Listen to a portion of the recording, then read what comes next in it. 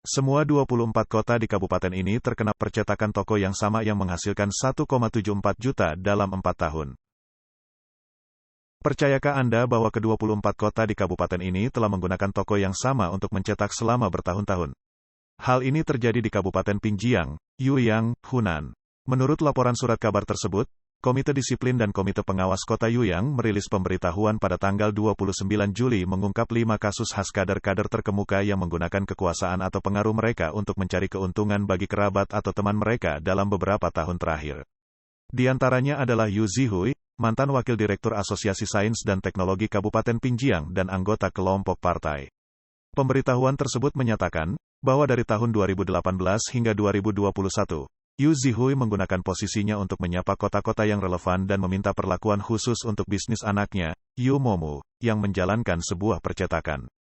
Mengingat bahwa Yu Zihui bekerja di kantor pengawas, memungkinkannya mengakses informasi tentang inspeksi lingkungan, termasuk waktu dan personel inspeksi COVID-19.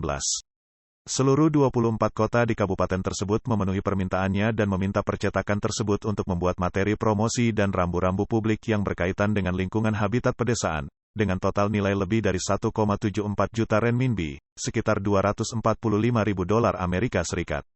Lebih lanjut, laporan tersebut menyebutkan bahwa dari tahun 2016 hingga Desember tahun 2021, Yu dan 4 orang lainnya, dalam proses melakukan inspeksi lingkungan habitat pedesaan, telah menerima jamuan makan yang berpotensi mempengaruhi pelaksanaan tugas resmi yang tidak memihak dan menerima total 119.300 RMB, sekitar $17.000 Amerika Serikat, dalam bentuk hadiah dan suap.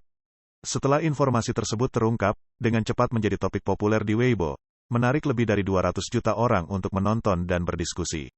Beberapa netizen mengungkapkan kekesalan mereka, ini adalah contoh yang sangat khas dari kepentingan pribadi.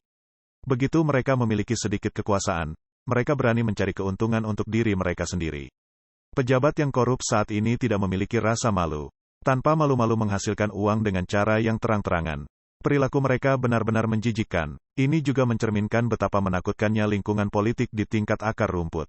Semua 24 kota di daerah itu tahu tentang cara-cara korupsi anak-anak pejabat yang tidak tahu malu itu. Tetapi tidak ada satu orang pun yang memiliki semangat kepartaian yang sejati yang maju untuk melaporkannya. Lihat saja betapa beraninya para pejabat korup ini. Selain itu, banyak netizen yang bercanda dengan berkomentar, toko percetakan kecil dan pejabat yang tidak begitu besar, namun mereka menghasilkan 1,74 juta. Sepertinya semakin banyak kekuasaan yang Anda miliki, semakin banyak uang yang Anda hasilkan. Selama Anda memiliki jaringan yang kuat, Anda bisa menjadi kaya. Menjadi seorang pejabat masih merupakan cara yang tepat. Jika putranya menjalankan layanan pemakaman satu atap, semua orang di daerah itu akan memiliki guci. Beberapa netizen menunjukkan, faktanya, semua orang di dalam sistem tahu bahwa toko alat tulis dan percetakan adalah tempat penggelapan dana publik, atau dibuka oleh orang-orang yang memiliki koneksi yang baik. Transaksi gelap ini sudah menjadi rahasia umum. Mungkin tidak ada satupun kader yang bertanggung jawab untuk membeli perlengkapan kantor dan bahan cetak yang tidak menerima sedikit sogokan darinya. Jumlahnya mungkin tidak besar, berkisar antara 100 hingga beberapa ratus yuan, atau bahkan ribuan. Hal ini dapat dianggap sebagai bentuk korupsi kecil. Jika ketahuan, mereka mungkin akan menerima tindakan disipliner, tapi itu hanya berupa tamparan di pergelangan tangan. Itulah mengapa hal ini terus berlanjut. Jika kita menyelidiki selama 20 tahun terakhir, mungkin semua orang telah terlibat dalam transaksi gelap ini.